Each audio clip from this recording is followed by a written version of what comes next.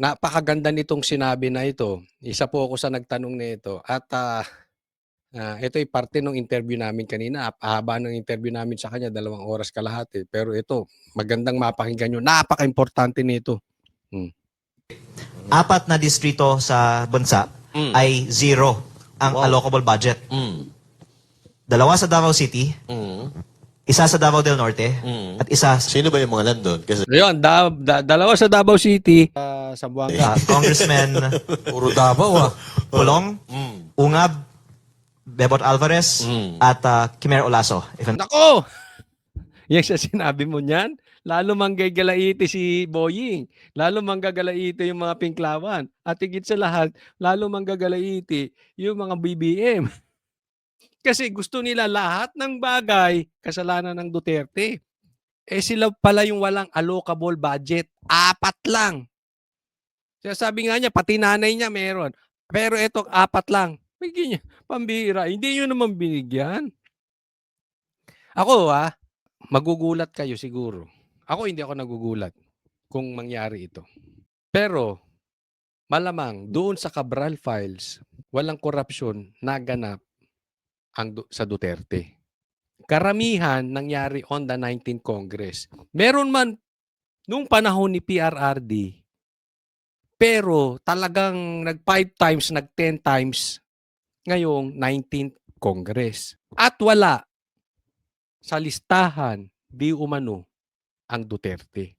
Kaya pipigilan talaga nila yung Cabral Files na yan. Kasi maraming mapapasama, tapos lalabas pa ang katotohanan patungkol sa Duterte. Hindi sila talaga nakakatanggap ng pera. Ayan nga, 0 allocable budget. Pulong, anak. Tapos Ungab, Alvarez, yung mga yan. Alam naman nating Duterte ang mga yan. So, ganyan ang kalakalabasan dyan. Pag Duterte ka, ala ka. Tapos ang pagbibintangan nila sa confidential funds, Duterte. Kinukuripot na nga nila ang Duterte. Ultimo yung mga kaalyado ng Duterte, kinukuripot na. Yung panalo ng Duterte party list, youth party list hindi pinapasok.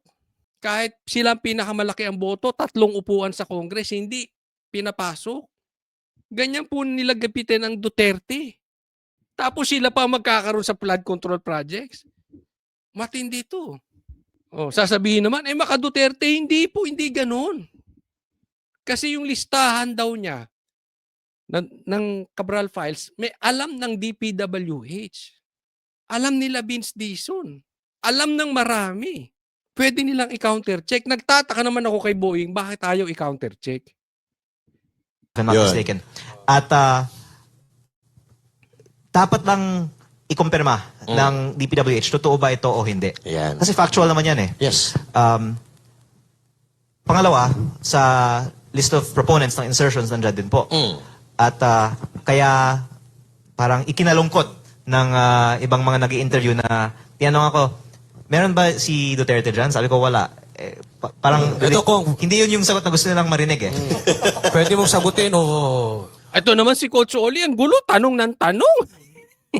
O ano ang tanong mo? Sinasabi pa nga niya na wala sa listahan ng Duterte. Tinanong na daw ng ibang media yan. Wala daw sa listahan ng Duterte. Pasok ka ng pasok, Coach Oli. O ano man sagot mo? Ano man tanong mo, Coach Oli? Kung ayaw mo sagutin, okay lang. Pero dediretsuhin ko na. Andyan ba sa listahan si Congressman Romualdez? Nako, ayan. halos buong 19th Congress ay nandun. Pero Sino lang wala? si Congressman Pulong, nasa 19th Congress, wala siya doon. Nako. Sira ang naratibo ng mga sip-sip puwet, kain-tae ng mga Pinklawan. Gagalit sila. Isipin mo, so karamihan dyan, nakapagnakaw. Hindi naman lahat nasa listahan magnanakaw. Pero si Pulong wala. Patay. Yun. At yung allocable niya, 0. DDS ka. Ito pa mga CEO na tanong. Ito, So process of elimination. Pag hindi niya nabanggit, nandun. Kaya sinasabi ko lang naman yung nakalagay sa listahan Baka So alam na natin, di ba? Sino ang nasa listahan ni Cabral File? Cabral Files. Ah, ako, alam na natin sino yung mga salarin. Posibleng salarin. Dyan sa flood control projects. Dahil dito, dapat maglagay na lang sila ng project sa kanila para masabi nila meron. Pero- Pero sa 2025 talagang wala. Pero kung ang nanay mo nandoon ba sa... Halos lahat na-report naman na ng bilyonaryo. Ayan. Pati nanay niya nandun. Actually, ganito yan. Kahit naman nasa listahan ka, hindi ko alam bakit nanggagalaiti. Kasi pati naman daw nanay niya nandun eh. Pero ipaliwanag mo ng maayos, saan mo ginamit yung pera? Karamihan siguro dyan, baka mamaya, sa distrito, iba mo ginamit. Doon pa lang kaduda-duda, di ba? Halimbawa, taga Maynila ka, ikaw ang kumuha ng kontrata sa distrito ng Bulacan, bakit ka napunta ron? Or mga obviously, hindi nagamit ng mabuti yung pera. Kaya maraming triggered dito sa Cabral Files. As early as now, gaya na sabi ko, talagang ginigipit ito. Sa buong bansa, 4 lang ang district congressman na wala. Ito ngayon titingnan natin. Kung magtutugma ngayon, yung hawak nila na dokumento tsaka doon sa hawak mo. Ngayon, ako... Kaya eagerly awaiting tayo ano yung officials ng sagot. Kasi imposible na makaiwas sila sa tanong na yan. Yes or no lang factual. Yes. At hindi lang ako may kopya nito. Pati PCIJ na Meron na hindi naman DDS ang PCIJ. Di ba? Ayan. So ito, maraming may kopya. Kaya nga, paano nila gigibain itong kay Libiste? So sabi pati PCIJ, hindi naman Duterte yon. Ano ba sinabi ng PCIJ? Sino ang pork barrel kings? Sige nga. Sino sinabi nilang pork barrel kings? Number 1, anak ng presidente, Sandro Marcos. Number 2, pinsan ng presidente, dating speaker Romualdez. Diyan pa lang. Akikita na natin. Inilabas ng PCIJ ito. Yes. Alam na to ng very DPW. So tutugma. Ibig niya sabihin, tutugma yung yung Cabral Files niya at saka sa PCIJ. Mag-iiba lang doon sa posible sa ombudsman kasi gagalit na eh. As early as now, nagagalit na. Ano pa nga yan? Galing nga sa kanila At hindi lang ako yung So nagsabi. bakit di pa nila PCIJ. ilabas? I-verify. Yan, mapakaganda ng tanong mo. Nagkakaalaman na pa para kang USB. Kaibigan natin yan si Kati. Hindi pa nilalabas ni Kati USB. Hindi kaibigan. Ba't di pa ilabas? Good question. Bakit nga ba hindi nyo pa ilabas yan? Actually, yung authenticate pa. Sincerely, naawa ko kay Secretary Vince Dizon. Yun. Kaya yun ilabas. Dahil kay Vince Dizon. Naiipit. Kasi, Huwag ka maawa dun, sir. naiipit siya. Oy, Boss Data, salbahay ka. Tumandaan na nga si Vince Dizon bigla-bigla na napasok sa DPWH. Nangayayat pa na tinubuan na ng uban. Hindi pa maawa talaga to si Boss Data. Huwag ka tumawa, Bakit siya nagpapaipit? Hindi naman siya pwede magsinungaling.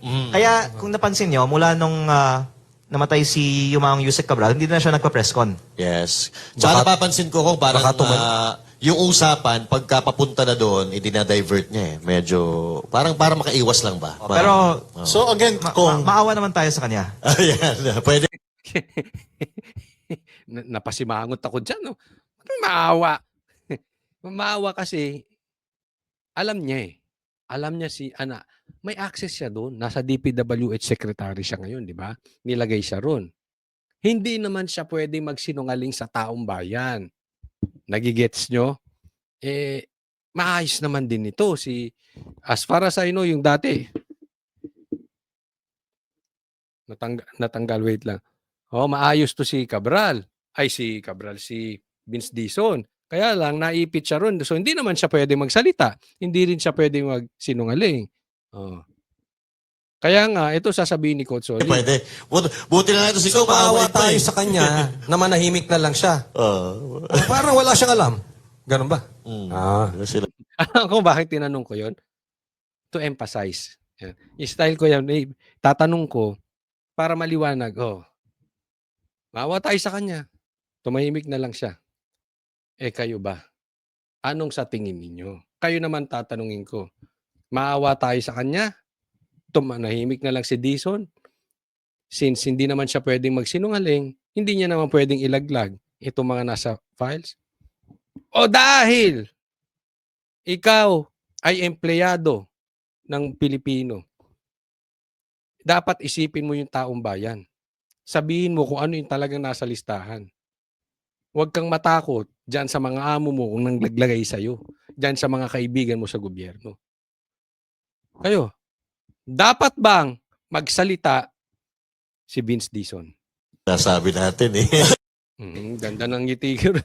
Ang ganda. Nadiin natin Ganun eh. ba? Ah. Sinasabi natin eh.